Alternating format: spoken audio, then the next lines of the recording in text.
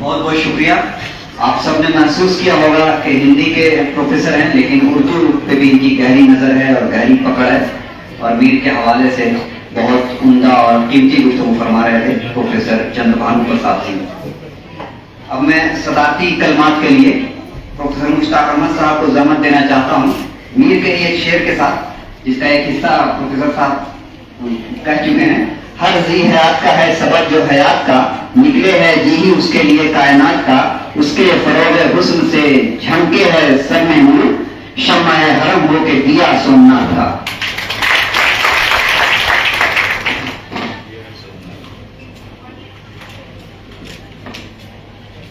سی M college شعبہ اردو فارسی کے زیر اہتمام میر تک کے میر آج اور کل کے موضوع پر منعقد روزہ بین الاقوامی سیمینار کے مہمان خصوصی استاد محترم پروفیسر عبدالمنان ترجی صاحب, ہمارے کرم فرما دوست پروفیسر چندر بھانو پرساد سنگھ صاحب, صدر شعبہ Urdu C M college doctor Usmani, سابق صدر شعبہ اردو پروفیسر آفتاب اشرف صاحب, عبدالحی صاحب,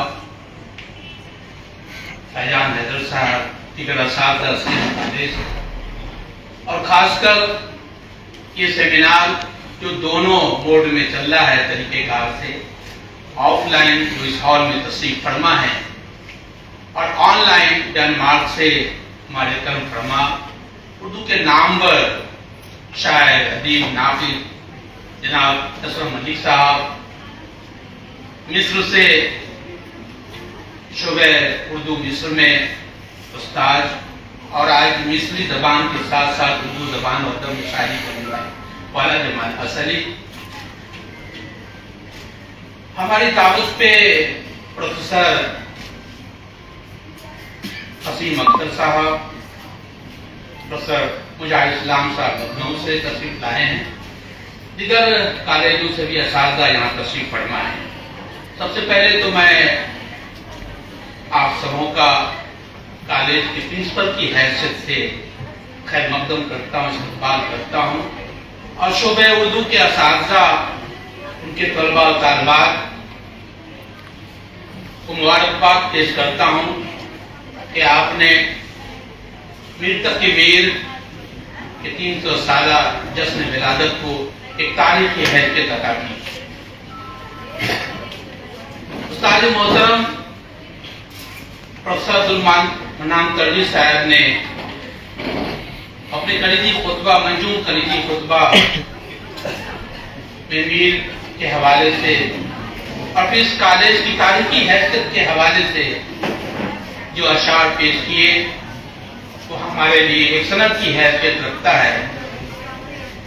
وہ سند یہ ہے کہ اسی کالج سے 42 سال پہلے جو نئے اساتذہ ہیں انہیں یہ معلوم ہونا چاہیے کہ پروفیسر عبدالمنان ترجی صاحب بھی اسی کالج کے ٹیچر تھے. میری خوش قسمتی یہ ہے کہ وہ میرے استاد ہیں اور انہوں نے مجھے میر پڑھایا, غالب پڑھایا, اور وہی کی دین ہے کہ آج میں آپ کے سامنے میر کی کوئی گفتگو کر سکوں. وہ میری دعوت پہ تشریف لائے ہیں, ان کی دعائیں مجھے ملی ہیں. میں سی ایم کالج کی طرف سے خصوصی طور پر ان کے تئیں اظہار تشکر پیش کرتا ہوں. آپ نے پروفیسر چندر بھانو پرساد سنگھ کا خطبہ سنا.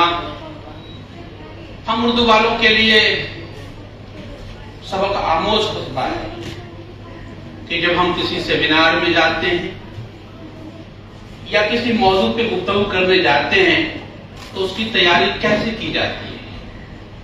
آپ نے دیکھا کہ میر کے حوالے سے انہوں نے جو گفتگو کی اور میر کے عہد کے ساتھ ساتھ پورا ادبی منظرنامہ ہمارے سامنے رکھا, ہمیں سیکھنے کا موقع ملا. کیونکہ میر میرا بہت پہلے, آج سے 30 سال پہلے میں نے ایک مضمون لکھا تھا.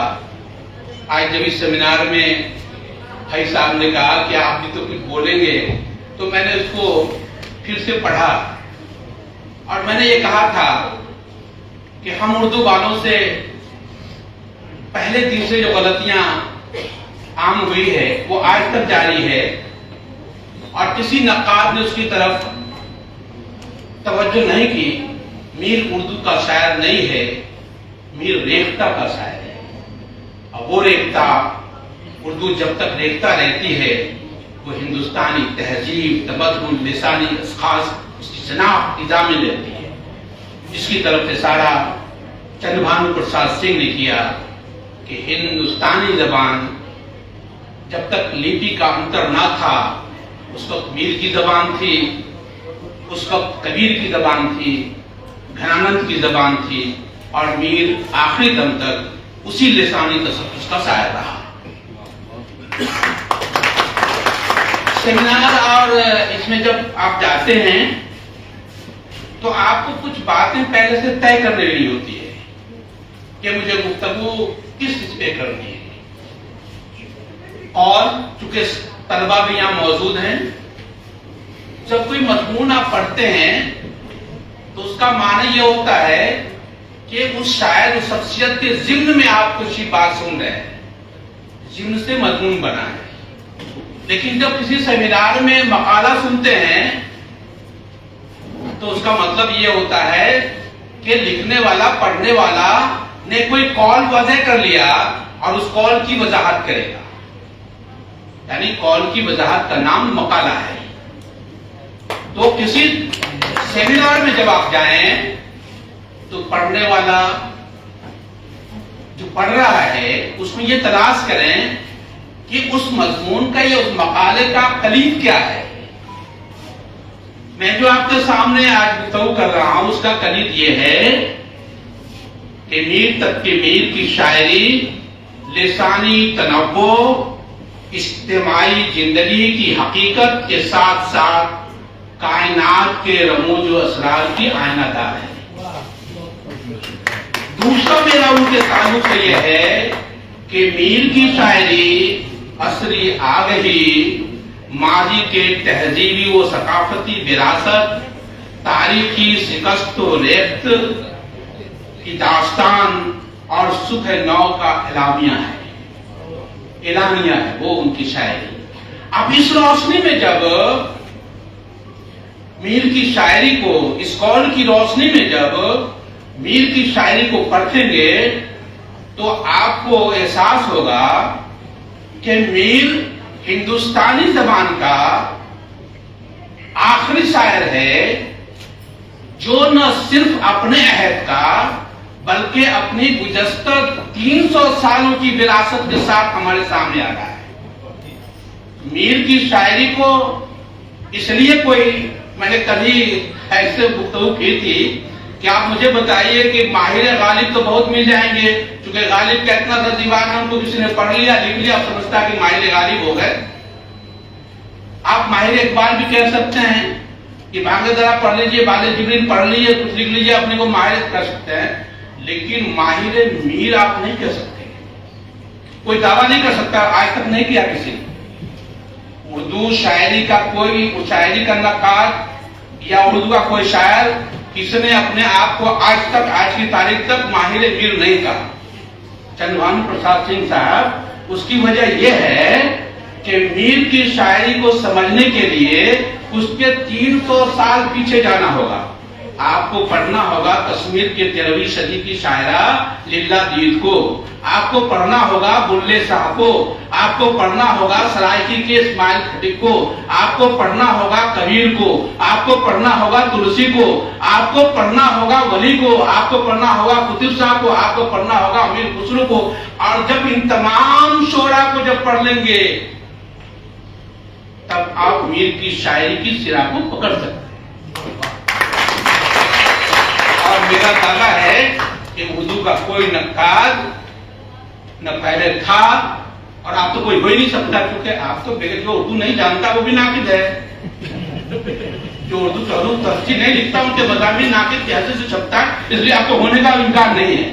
وہ سارے چراغ بجھ گئے۔ مجاہد اسلام صاحب، آپ نے سودا پہ کام کیا ہے۔ محمد حسین آزاد نے کہا کہ میر کے عہد میں 2.5 شاعر تھے، میر درد تھے، میر سوچ تھے، اور میر تھا 2.5 شاعر تھا وہ۔ کہہ دیا انہوں نے. عبداللہ حسین نے, پروفیسر محمد عبداللہ نے, یا عبدالحق صاحب نے, یا نارنگ صاحب, جو بھی لوگ ہوئے وہ سارے کے سارے اس پر دلائل کرتے رہے کہ میر کی شاعری کیا ہے, میر کی شاعری کے افہام و تفہیم اس کے تصریح ہوتی رہی. لیکن تہذیبی اور نصابی تنوع کے ساتھ مجھے کوئی, آپ یہاں کوئی بیٹھے ہو, اگر کوئی ایک بھی مضمون مجھے دکھا دیجئے کہ میر پر آج تک اس نے لکھا ہو تو میرے علم میں اضافہ ہوگا. اس کی وجہ ہے کہ ہم میں سے کتنے لوگ ہیں جو للہ دید کے نام سنا ہوگا. کوئی اسٹوڈنٹ نے سنا ہے آج تک؟ ہاتھ اٹھاؤ تو. کوئی سنا؟ نہیں سنا آپ نے. اور آپ کو چندربھانو جی حیرت ہوگی کہ کبیر جو کہتا ہے برا جو دیکھن نہ چلا, برا نہ ملا کوئی, جو دل پوجا اپنا مجھ سا برا نہ کوئی. للہ دید کبیر سے 200 سال پہلے کہہ چکی ہے کشمیری زبان میں. للہ دید جسے للہ عرفہ کے نام سے کشمیری شاعری پڑھی جاتی ہے, وہ پہلے کہہ چکی ہے کہ ارے میں کہیں جانے والی نہیں ہوں. وہ ننگا گھومتی تھی اور وہ ایک بار کود گئی, ایک کھانا بنانے والے جو تھے اس میں لوگوں نے نکالا اسے, میں کہیں نہیں جاؤں گی, اسی میں جاؤں گی میں. وہ نکالا تو اس سے پوچھا ارے بھائی میں کہیں گھومنے پھرنے والی نہیں ہوں, کیونکہ میں نے دیکھ لیا اپنے دل کو, مجھ سے برا کوئی دنیا میں کوئی آدمی نہیں ہے. کبیر 300 سالوں کے بعد کہہ رہا ہے, للہ دید 300 سال پہلے کہہ رہے ہیں. ابھی غالب کا ذکر کیا, دیکھیے غالب بہت چلاک شاعر تھا. غالب نے اپنی نادانی میں, میر پہ غالب نے 3 شعر کہے.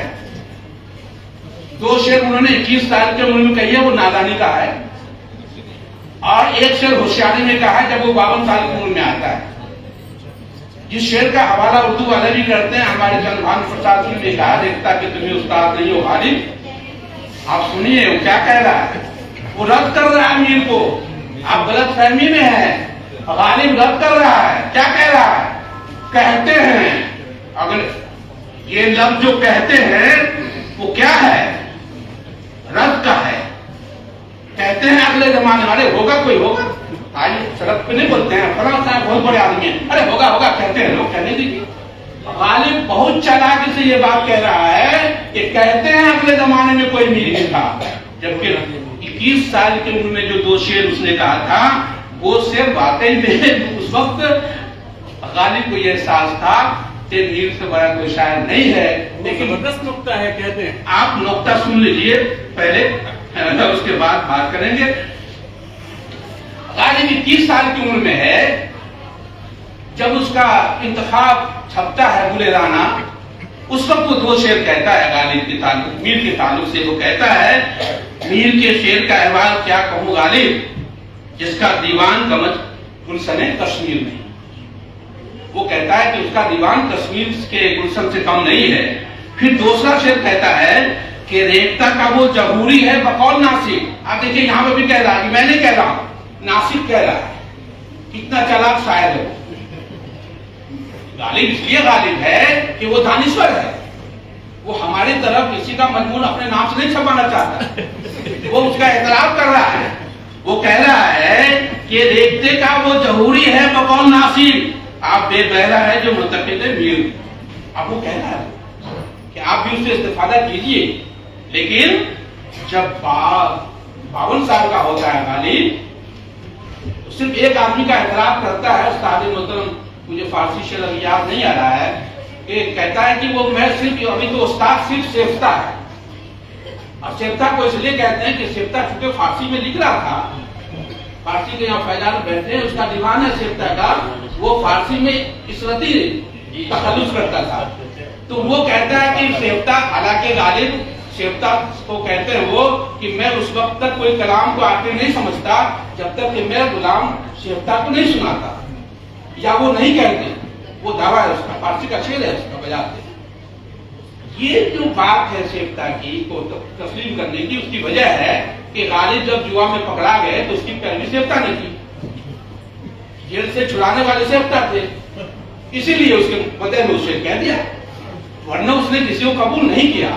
لیکن میر کو جو 21 سال میں کہہ دیا اس نے, وہ واقعی میں آخری سند تھی کہ گلشن کشمیر نہیں, یہ میر کی شاعری کے حوالے سے کیا. دیکھیں میر کے تعلق سے آپ میر کو اگر پڑھنا چاہتے ہیں آپ جب قلی قطب صاحب کو پڑھیں گے تو پیا باز پیالہ پیا جائے نہ، پیا باز یک پل جیا جائے۔ آپ اس کو سامنے رکھیں، آپ اس کی ریتم کو رکھیں۔ جو میوزک جانتے ہوں گے، سارے گاما جانتے ہوں گے، وہ زیادہ سمجھ سکتے ہیں میری باتوں کو، کہ اس کو آپ سامنے رکھیں۔ میر کی پوری شاعری اسی ریتم میں ہے، اسی ابروہ میں ہے، آروہ میں ہے، پوری کی پوری شاعری۔ پھر اس کے بعد جائے تو وہ حسنوں کی طرف آ جاتے ہیں، اور حسنوں کی تتبع کو اخذ کرتے ہیں۔ وہ بالکل وہاں بلے صاحب کو دیکھ رہا ہے، وہ شاعر بیٹھا بیٹھا نقل کر رہا ہے۔ یہ جو پوری کی پوری شاعری ہے اپنے عہد کی، ہم اپنے عہد کے کاف ہو سکتے ہیں۔ میر اس لیے بڑا شاعر ہے کہ وہ صرف اور صرف اپنے عہد کا نہیں بلکہ ماضی کا ترجمان بھی ہے، اور مستقبل کا پیغام دینے والا، طلوع آفتاب کی وراثت بشارت دینے والا بھی شاعر ہے۔ اسی لیے میر آج بھی میر ہے، امیر ہے، اور ان کے جو اشعار ہیں وہ اپنی جگہ پہ ہیں۔ میں نے بہت پہلے استاد محترم، جب اچھی بات یہ ہے کہ سر ہم کو میر ہی پڑھاتے تھے، اور جب میں نے بھی شروعات کی پڑھانا تو میں بھی میر ہی پڑھاتا تھا۔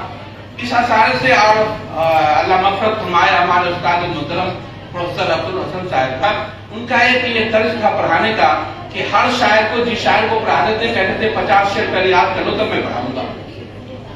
تو اس طرح سے انٹرمیڈیٹ کے زمانے میں سبھی تمام شاعروں کے 50 سال یاد ہو گئے۔ الحمدللہ آج بھی میں میر کا 100 شعر آپ کو سنا سکتا ہوں، اور اس کی وجہ یہ ہے کہ استاد نے جو کی، اور بعد میں استاد محترم پروفیسر منان تقی صاحب نے جب میر غالب کو پڑھایا تو ان کا جو پڑھانے کا انداز تھا، تو اس سے بھی ہم لوگ کو 100-200 اشعار ایسے یاد ہو گئے جو آج کام آ گئے ہمارے۔ تو میر جو ہے، میر کے ہاں تہذیبی، ثقافتی، لسانی، اور آپ لوگ اردو والے کو شاید معلوم نہ ہو، اس کی طرف ہمارے کرم فرما چندر بھانو جی نے اشارہ کیا۔ ہندوازم میں وید کے بعد 6 شتابدی عیسوی میں جب بودھ اور جین کا یہ ہوتا ہے، اسی وقت ایک چارواک کا بھی سدھانت سامنے آتا ہے۔ چارواک کیا ہے؟ جس کا سب سے بڑا مبلغ غالب ہے۔ میر نے چارواک کے طرف سے، اس کا کہنا یہ ہے چارواک کرنے کا کہ دنیا میں کچھ یہ حرم، مندر، مسجد جو ہے کچھ ہے نہیں، وہ سب سے بڑا یہ ہے کہ تم فلاح انسانیت کے لیے کام کیا کر رہے ہو اور اس کے لیے کیا سوچ رہے ہو۔ اگر تم اس پر سوچنے ہو تو وہی زندگی ہے۔ چارواک کا یہی تھیوری ہے، اور اس کا سب سے بڑا جو مبلغ ہوا ہے چارواک کا، میرے خیال سے وہ اجیت کمبل پوش۔ اس وقت کمبل پوش اس لیے کہتے ہیں کہ وہ گرمی کے زمانے میں بھی جون جولائی میں بھی کمبل اوڑھ کے بیٹھا رہتا تھا، اس لیے اس کا نام ہے اجیت کمبل پوش۔ جو سب سے بڑا چارواک کا ہے، جو ہندی پڑھ رہے ہوں گے ان کو پڑھنا ہوگا ان کو، یا دھارمک اشعار جو پڑھ رہے ہیں۔ میر چارواک کے اشعاروں سے استفادہ کرتا ہے، اس سے روشنی لیتا ہے، اور وہی اس کے بعد غالب بھی وہاں پہ کرتا ہے کہ ہمیں وہ سب چھوڑو، ان سب چیزوں کو، ہمیں زندگی جینی ہے تو فلاح بہبود و بشر کی طرف کے لیے جیتی ہے۔ میر اس کا بہت بڑا مبلغ ہے چارواک کے اشاعت کرنے کا۔ ہندو میتھولوجی میں جو ایک انقلاب ہوا ہے جدیدیت کی طرف، رد و تسکیر قبولیت کی طرف سے، میر اس کو کرتا ہے۔ اسی لیے ہندوستانی شاعر میں، نہ صرف اردو یا ریختہ کی شاعری میں، مشرقی یا ادبیات میں، اس کی طرف چندر بھانو پرساد سنگھ نے اشارہ کیا کہ میر ہندوستانی سنسکرتی کا، یہاں کی جو میتھولوجی ہے، مذہبیات ہے، صنمیات ہے، وہ اس کا سب سے بڑا مبلغ ہے۔ اس لیے اس طرح سے جب آپ میر کو پڑھیں گے تو آپ کو احساس ہوگا کہ آپ اس زبان کے شاعر جو پڑھنے والے ہیں، آپ کا سر فخر سے اونچا ہوگا کہ آپ اس زبان کے شاعر کو پڑھتے ہیں جس شاعر نے صرف اور صرف انسانیت کی فلاح و بہبود کا درس دیا۔ میر اسی کا شاعر ہے۔ دیکھیے میر کی شاعری جو ہے، خود ہی کہا میر نے دعویٰ کیا۔ دیکھیے ایک بار میرے ذہن میں آیا کہ میر جو ہے ان کے یہاں تعلی بہت ہے۔ استاد محترم عبدالمنان تقی صاحب بھی کبھی کبھی کہتے تھے کہ میر جو ہے تعلی کا شاعر ہے، ایک بار میرے ذہن میں آیا کہ پورے دیوان میں اس کی تلاش کی جائے کہ کتنے اشعار تعلیق ہیں. آپ کو حیرت ہوگی 287 اشعار میر نے صرف تعلیق کی ہے. تعلیق سمجھتے ہیں طلبا؟ تعلیم سے کہتے ہیں جب شاعر یہ دعویٰ کر رہا ہو اپنی تعریف میں کہ میرے علاوہ کوئی نہیں ہو سکتا. تو تعلیق کے اشعار 287 اشعار میر کے پورے 6 دیوان میں ہیں. مثنوی کو چھوڑ دیجیے، 40 مثنوی ہیں ان کی، اس کو چھوڑیے آپ. صرف اردو ریختہ کی جو ہے اس میں اتنے اشعار میں نے جمع کیا، میں نے نوٹ کر کے رکھا، اتنے اشعار اس کے تعلیق ہیں. اور ہر شعر کے دعوے کے پیچھے ایک تاریخی پس منظر ہے، کہیں لسانی تاریخی منظر ہے، کہیں تاریخی صفت ہے. جیسے واضح دوسری طرف کیا وہ پوری کی پوری صدی جو ہے وہ بحرانی صدی ہے، تاریخ کی شکست ریت کی صدی ہے. اس ریت میں جو بھی چاہے وہ ہندی کا شاعر ہو، پنجابی کا شاعر ہو، جو بھی شاعر ہے، سب کے یہاں بس ایک ہی بات ملے گی کہ ہمیں اس دم توڑتی انسانیت میں ہم کس طرح زندہ رہیں، اس کی سبیل نکالتا ہے، راستہ نکالتا ہے. اور میر اس لیے کہتا ہے کہ سرسری تم جہان سے گزرے ورنہ ہر جا جہان بگڑتا. یہ جو سرسری جہان سے گزرنے کا معاملہ ہے وہ میر کی صرف تعلیق نہیں ہے، بلکہ وہ دعوت فکر بھی دیتا ہے کہ تمہیں ٹھہر ٹھہر کے. کیوں؟ جس کی وکالت ولی نے کی تھی کہ آہستہ آہستہ والی جو ندی کی غزل ہے وہ اس کی طرف اشارہ کر رہا ہے. دیکھیے ایک شعر یہ ہے کہ لوگ اس کے الگ الگ معنی لیتے رہتے ہیں، اردو والے اساتذہ بھی پڑھاتے رہتے ہیں. ایک شعر بہت مشہور ہے، سنا ہوگا کہ چلتے ہو تو چمن کو چلیے، سنتے ہیں کہ بہارا ہے، پاک کھڑے ہیں، پھول کھلے ہیں، تم تم بادل بارہ ہے. اب اس کو ہمارے اردو والے جو ہیں وہ اس کو عشقیہ خالی عشقیہ شعر میں پڑھاتے رہتے ہیں، اساتذہ بھی پڑھاتے رہتے ہیں، ہمارے نقاد بھی اس کی تصویر لکھتے رہتے ہیں. یہ شعر نہ عشقیہ ہے نہ کچھ ہے، یہ دلی سے لکھنؤ آنے کے لیے وہ تاریخی سفر کی طرف اشارہ ہے. دلی لٹ چکی ہے، لکھنؤ کے ایسو آرام کے بارے میں سن رہا ہے. کہتا ہے چلتے ہو تو چمن کو چلیے، لکھنؤ چلیے وہاں، لیکن شرط ہے اس کے ساتھ. کیا کہہ رہا ہے وہ؟ وہاں بھی چونکہ اس کی حکومت ختم ہو رہی ہے تو کم کم بادل بارہ ہے وہاں. یہ تاریخی شعر ہے، تلمی کا شعر ہے. جب دلی سے وہ سامنے آ رہا ہے تو اشارہ کر رہا ہے کہ ٹھیک ہے سب لوگ جا رہے ہیں، میر ہم بھی چلیں، چمن ہے وہاں، چمن سنتے ہیں کہ بادل بہارا ہے وہاں. لیکن ایسا نہیں ہے، وہاں کی بھی بساط لٹنے والی ہے اور میر آتے ہیں اور بساط لٹتی ہے لکھنؤ کی. وہ پوری کی پوری تاریخی کنٹیکسٹ میں جب آپ میر کی شاعری کو پڑھیں گے تو آپ کو اندازہ ہوگا کہ میر کی شاعری. دیکھیے ورڈسورتھ نے بہت اچھی بات کہی تھی ایک بار کہ we poets in our youth begin in a gladness but thereof comes in the end despondency of the madness. کہ ہر شاعر جو ہوتا ہے، جوان ہوتا ہے تو اپنی شاعری کا جو آغاز کرتا ہے وہ خوشنما دنوں سے کرتا ہے، بہت خوشیوں کے ساتھ اظہار کرتا ہے. لیکن جیسے جیسے وہ آگے بڑھتا رہتا ہے تو اس کے اندر مایوسیت اور دیوانگی آتی جاتی ہے. میر کی مایوسیت اور دیوانگی اسے مکمل شاعر بنانے لگا.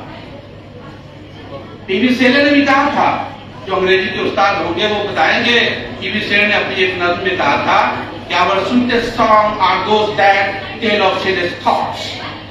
ہماری شاعری وہ شاعری ہے جس میں دکھ درد کے سنگیت آپ سن سکتے ہیں. اگر وہ ہے تو وہ بڑی شاعری ہو سکتی ہے. اس قائدار کی اس کی نظم میں اس کا یہ حصہ ہے. یہ جو میر کی شاعری ہے وہ پوری کی پوری اسی پر تانے بانے پر ٹکی ہوئی ہے. مجھے امید ہے کہ آپ سبھی لوگ جب یہاں بیٹھے ہوئے ہیں، جمع ہوئے ہیں سی ایم کالج میں، تو میر کی شاعری پہ 2 دنوں تک مقالے پڑھے جائیں گے. طلبہ اور طالبات کے لیے بہت ہی سنہرا موقع ہے یہ کہ اپنے اساتذہ کو سنیں گے. مجھے اسلام صاحب، قاسم اختر صاحب، نصر ملک صاحب یا دیگر جو ہمارے درجنوں اکابرین، شورا، ادبا آن لائن جڑے ہوئے ہیں، ان کی باتوں کو سنیں گے. جب میر کے آپ کو اچھا خاصا آپ کے لیے چشم کشا باتیں سامنے آئیں گے اور آپ اس سے استفادہ کر کے خاص طلبہ ہیں لکھیں گے. لیکن हमारी गुजारिश ये होगी कि इस सेमिनार का हासिल ये होगा कि सुबह उर्दू हर तलबा को ये कह दे कि 10 अशआर कम से कम मीर का सुनाओ। अगर वो 10 अशआर आपको सुना देते हैं मीर के, तो समझिए कि मीर को सबसे सच्ची ताज़ हकीकत होगी कि उसकी 3 साल मौके पे अपने 50 तलबा को 10-10 अशआर 500 अशआर याद करा दिए। उससे बड़ी कुछ नहीं होगी कि आयत के में वो तनकीद को पढ़ करके उसी तनकीद निगाह की तरफ हो जाएंगे जो मीर को आज तक नहीं समझ सके। बहुत बहुत शुक्रिया।